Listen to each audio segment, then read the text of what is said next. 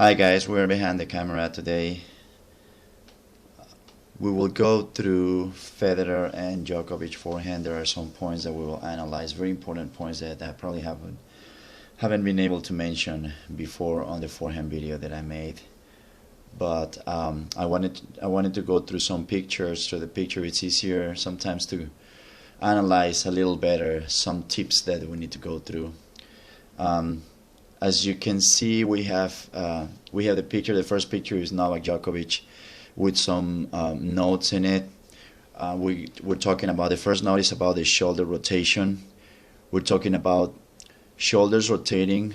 When you see the ball coming, a lot of people turn with the whole body, or they think more about bringing the racket back. If you just turn your shoulders, your racket position should be pretty much ready. So focus more on the immediate shoulder rotation when you see the ball coming in forehand or backhand is the same. The racket leaning forward, this is what I mean. The racket can be standing straight, pointing up, or you can lean it forward and it generates more of sort of like a whip, like a whiplash kind of swing. That's what gives you a lot of power and a lot of topspin as well. Relaxed, arm bent and relaxed to work as whip. That's what we're talking here of the arm. You want to have the arm relaxed. I have seen people before that when they bring the racket back, they extend the arm, and that's something that is going to limit your leverage. It's going to limit your power and your spin when you swing. The next picture is Federer. I like this picture because you can tell very well that his lower body is pretty much almost facing his open stance, but his upper body is completely rotating 90 degrees.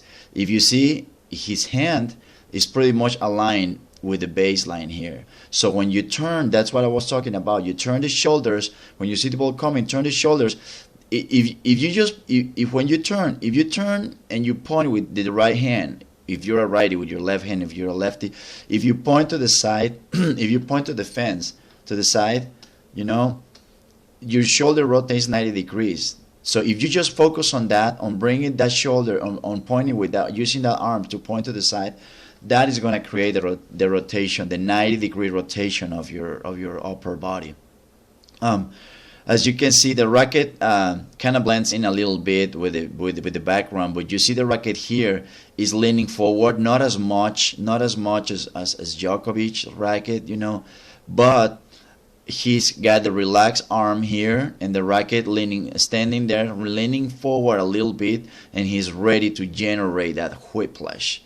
Okay, let's move on to the next picture.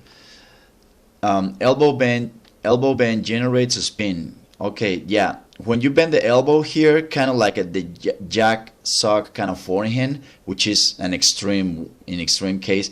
But when you bend the elbow and you bring when you're about to hit, you bring the elbow forward. It helps you generate. It helps you drop the head of the racket and generate more spin. In the case of jack sock, I think it's a little too much because you're going to have problems, especially with the fast balls and the low ones. But as you can see here, Djokovic is almost opening his stance. The racket, he's lagging here, about to create what I call the arrow. The arrow is that angle with the butt cap pointing forward, about to hit the ball. And think more hit with butt cap, pointing forward there. It's not noticeable here, but you can tell, not very noticeable, but you can tell that his position, his butt cap is almost lined up with the ball. It's not very far from the path of the ball. That's one thing that I always suggest people to do when you're getting ready to hit the ball. Try to get your butt cap almost lined up with the path of the ball, and that is going to give you more control of the position to hit the ball, at the right distance from you, and able to generate what I call the arrow, which is pretty much the lagging of the racket, and I will explain it in just a couple of minutes in another picture. Drop head of racket lower. He's about to do it, to generate spin and generate pace. spin and power. Upper body stance open at moment of contact. By the time you make contact with the ball, your racket is gonna be lined up with your pretty much with your chest and your shoulders, and it's gonna be an open stance. But that's gonna be until you hit the ball, until you're making contact with the ball. Arm extended generates more pace. Yep, that's it. The arm extended generates more pace, but fully extended arm doesn't allow last second adjustment. Unless your timing and your position is perfect, unless your timing and your position is perfect, you are gonna have trouble if you have the arm too extended and you have to adjust at the end. You know that you're probably a little too close or a little too far from the ball, and you have to make just a very slight adjustment with your arm. If you have the arm fully extended, you're not gonna be able to make that adjustment. That's the only thing with the arm fully extended. It's gonna give you a lot of pace, and it's gonna give you a lot of penetration and spin on that ball as well. But you cannot adjust if you are too close, too far from the ball. You know, so 90 degrees angle, give or take, arm and racket.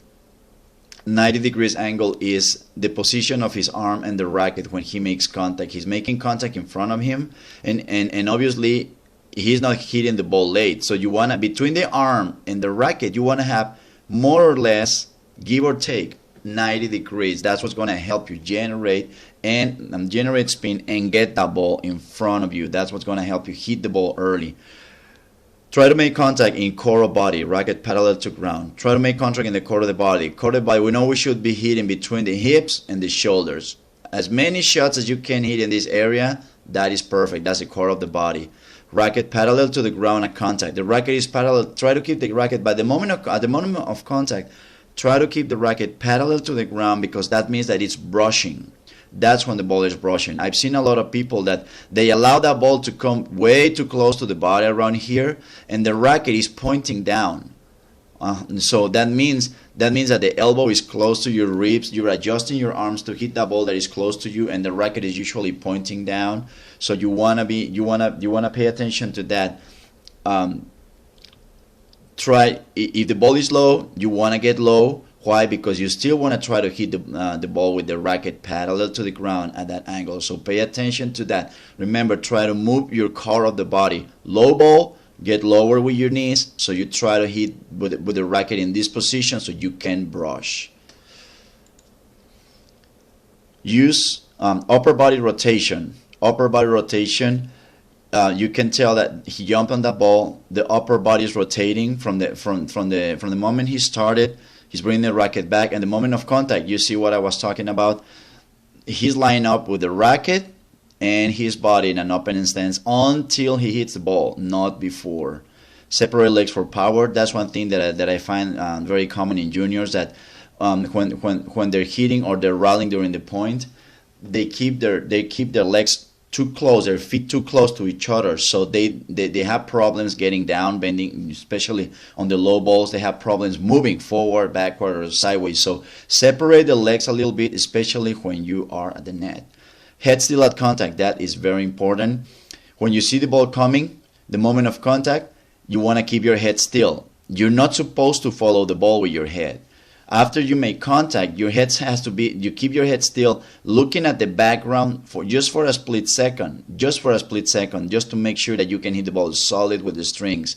Look at the ball, hit, keep your head still, don't follow it right away, because you're gonna keep an off balance in your body, but you're more prone to hit with the frame. So you wanna keep your head still, just a fraction after you hit the ball. So you end up looking at the background and then look at the ball. Again, that is focus, that you're focusing on hitting the ball solid. That's going to give you a lot of control. Brush the ball and close the racket. His racket, he's brushing, and as you can tell, he's right away closing the racket there. He's doing, when he hits, he makes a kind of like an ignition kind of movement there, like an ignition with a car, with the car key. So the head of the racket start closing right away, and that is going to keep the ball not only brushing, but you want to keep it on a frame, not flying all over the place. But you narrow down the frame. When you narrow down the frame on your shots, that means you're having more control. Brush ball and close racket right after contact as key ignition movement. Yeah, we talked about that. All right. Explain the arrow. That's what I was thinking about. This is the arrow, this position here. When he's about to hit, the angle of his arm, you see the wrist and the butt cap pointing forward, lagging the racket. He's about to make contact with the ball. Remember what I have mentioned. His racket, his grip, the butt cap is going to be almost aligned with the shot when he's getting ready. That's going to give you a pretty good control of the distance of the ball. You're gonna lag the racket on the very last moment. You gotta feel like you wanna hit with the butt cap. At the very last moment, the racket is gonna come around and hit. In this position, the arrow, that angle, when the racket comes in that angle on the forehand and the backhand, when you're lagging, you always